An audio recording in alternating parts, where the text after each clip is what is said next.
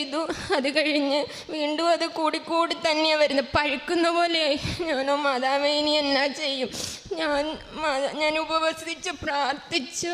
എന്നിട്ട് ഒരു ദിവസം രാത്രി ഫുള്ളും പ്രത്യക്ഷീകരണ പ്രാർത്ഥനയും വിശ്വാസ പ്രമാണവും മാറി മാറി ഞാൻ രാത്രി മുഴുവനും കൈ വിരിച്ച് പ്രാർത്ഥിച്ചിട്ട് വിശുദ്ധ തൈലം ഓരോ തൊള്ളിയാണ് ഉപയോഗിച്ചുകൊണ്ടിരുന്ന. പക്ഷേ ഞാനത് അടപ്പ് തുറന്ന് അത് ഒഴിച്ചിട്ട് പറഞ്ഞു, എൻ്റെ മാതാവേ, നിൻ്റെ മകൻ്റെ തിരുരക്തമാണ് ഞാൻ ഒഴിക്കുന്നത്, നീ ഇത് സുഖപ്പെടുത്തണം, ഞങ്ങൾക്ക് വേറെ നിവർത്തിയില്ല എന്ന് പറഞ്ഞു. ഞാൻ 4 മണിയായപ്പം ചെറുതായിട്ടൊന്ന് കിടന്ന് രാവിലെ ഞാൻ നോക്കിയപ്പം ഈ ബലൂണൊക്കെ വീർത്തിട്ട് പെട്ടെന്ന് ചൊങ്ങിപ്പോകില്ലേ കുത്തുമ്പം, അത് ചൊങ്ങിക്കിടക്കുന്ന പോലെ വീർത്തിരുന്ന ഭാഗം എല്ലാം ചൊങ്ങി. മാതാവ്